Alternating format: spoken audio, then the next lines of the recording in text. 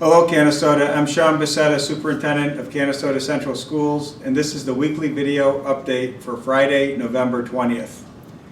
Well, I'm stating the obvious when I say that it was a very difficult week at many levels at the school.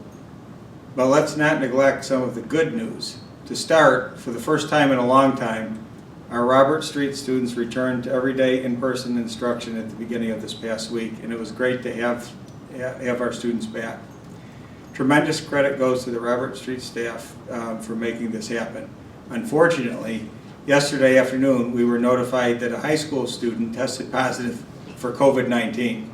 As you already know, Peterborough Elementary had already moved to a remote schedule this past week after a positive case of a staff member we learned about on Sunday. It is extremely important for everyone to realize that each case presents a different puzzle that needs to be solved in its own unique way. I understand that people want to have a quick, simple answer that says, if this happens, then this is the automatic response. However, each case requires an analysis of the specific time frame in question, the frequency and duration of contact, determination of whether or not masks were utilized, the type of activity associated with the exposure, just to name a few of the issues that warrant consideration. So where does this leave us as we arrive at the end of this week? As we announced yesterday, all 4 buildings in the district have moved to a remote learning schedule through next Tuesday, November 24th, leading us into the Thanksgiving break. There are several factors that led us to this decision.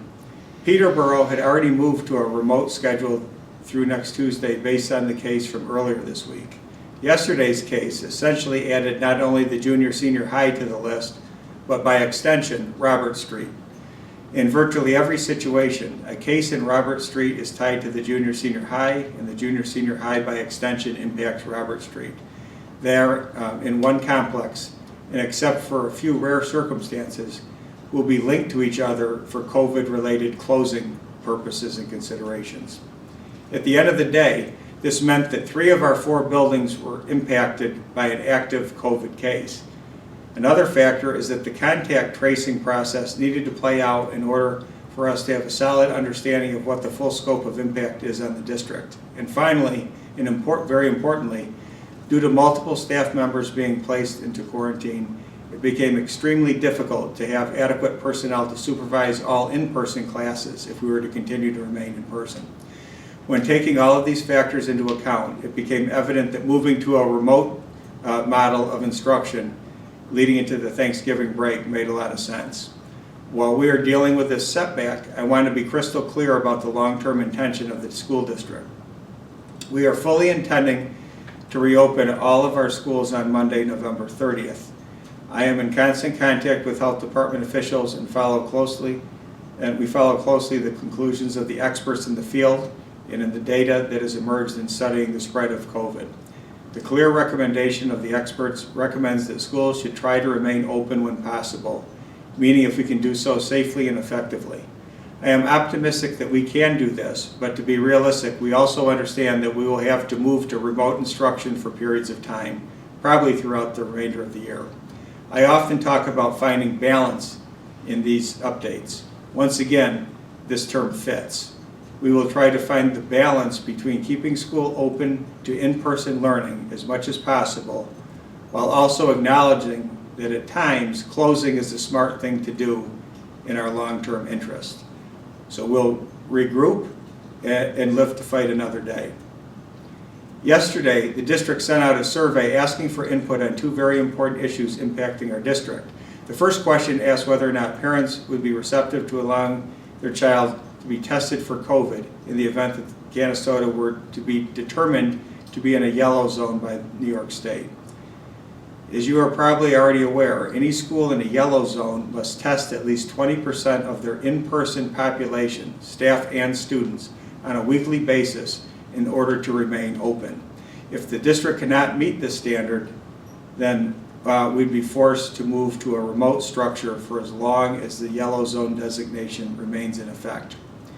Please make sure to let us know whether or not you would allow your child to be tested to meet the 20% standard through this survey.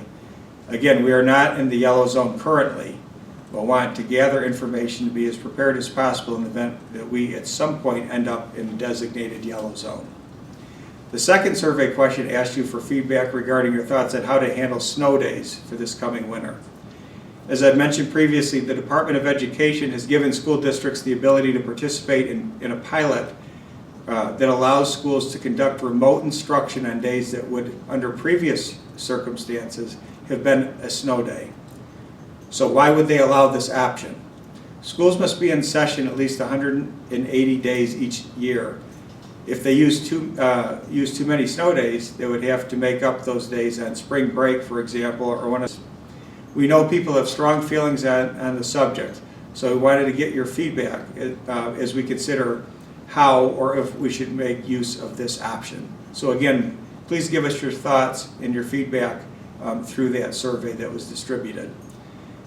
Please keep in mind that the survey has a deadline of this Sunday, so please make sure you get your responses soon. With all of this COVID talk, I'd like to wrap up this week by talking about a chance for our families to learn about some exciting opportunities for students that will be available starting in the second semester. Please join us for a virtual presentation of our emerging badging and micro-credentialing initiative. I often talk about the importance of offering personalized, flexible, and relevant learning for our students. This initiative addresses all three of these important qualities. Please join us for this special virtual presentation on Tuesday, December 15th at 5:30 p.m.